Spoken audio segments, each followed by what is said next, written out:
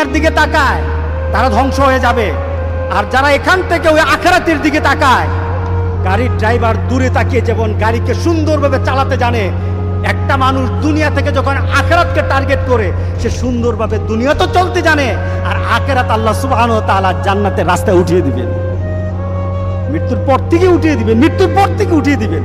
আল্লাহু আকবার, আল্লাহু আকবার। সুতরাং রাসূল সাল্লাল্লাহু আলাইহি ওয়াসাল্লাম বলতেছেন, মান কানাতিদ দুনিয়া হাম্মাহু, যে দুনিয়াকে তার টার্গেট বানায়, দুনিয়াতে তার টার্গেট বানিয়ে নিল, জালাল্লাহু ফাকরাহু বাইনা আইনাই, তার এত সম্পদ। আপনি বাংলাদেশের বড় বড় ধনী যারা আছে তাদেরকে গিয়ে বলেন অবস্থা কি, ওষুধ ছাড়া ঘুম আসে না। আর একজন রিক্সাওয়ালা, একজন টেম্পু ড্রাইভার, একজন আপনার বাড়িতে কাজ করে, একজন ডে লেবার, তাকে জিজ্ঞাসা করেন ঘুমাও কখন, খাই আর ঘুমাই। সুবহানাল্লাহ বললেন না, খাই আর ঘুমাই। তার মানে কি, তার সম্পদ কম কিন্তু ভিতরের সম্পদ অনেক বেশি। আর ওই লোকটার সম্পদ বেশি কিন্তু ভিতরে কিছু নাই, ভিতরে কি জীর্ণ শীর্ণ, কিছু নাই, কিছু নাই।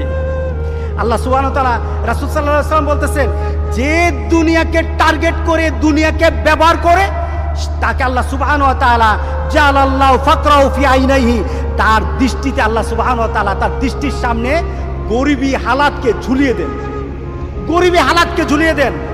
প্রমাণ চান?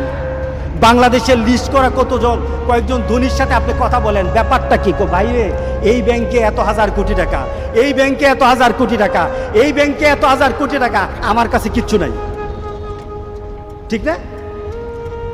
বাংলাদেশের একজন বিশিষ্ট ধনী, অনেক বড় ধনী, নামটা বললাম না, এক ডাকে চিনে ফেলবেন।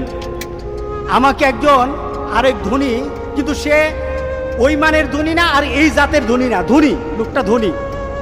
উনি একবার মক্কাতে আমার সাথে কথা বলছে, তো উনার একসাথে রুমে আমরা কথা বলছি, কথা প্রসঙ্গে এই ব্যক্তি সম্পর্কে কথা হলো। আমি বললাম, লোকটা এত ঋণ, এত ঋণ, তার ব্যাংকের এত ঋণ, লোকটা ঘুমায় কিভাবে, লোকটা ঘুমায় কিভাবে? তো আমাকে বলছে যে উনি যদি ব্যাংকের ঋণ শোধ করতে চায়, যে আমি ব্যাংকের ঋণগুলি দিয়ে মরবো, আমি আমার ব্যাংকের ঋণ দিয়ে আমি মরতে চাই। ঋণগ্রস্ত হয়ে যেন আল্লাহ কাউকে না মারে, বলেন আল্লাহুম্মা আমিন। ঋণগ্রস্ত অবস্থায় যেন কেউ আল্লাহ আমাদেরকে দুনিয়া থেকে না নেন। যার যা ঋণ আছে দেওয়ার মতো যোগ্যতা যেন মৌতের আগে আল্লাহ সুবহানাহু ওয়া তাআলা সবাইকে দান করেন, আমিন বলি সবাই। রাসূল স্বয়ং দোয়া করেছেন, স্বয়ং দোয়া করেছেন, দোয়া শিক্ষা দিয়েছেন ঋণগ্রস্ততার জন্য। সে লোক বলছে আমাকে যে এই লোকটা যদি মনে করে মৃত্যুর আগে আমি সকল ঋণ দিয়ে আমি মরবো, তাহলে একটা টাকাও তার পকেটে থাকবে না। কিন্তু বাংলাদেশের বিশিষ্ট ধনী, একটা টাকাও তার পকেটে থাকবে না।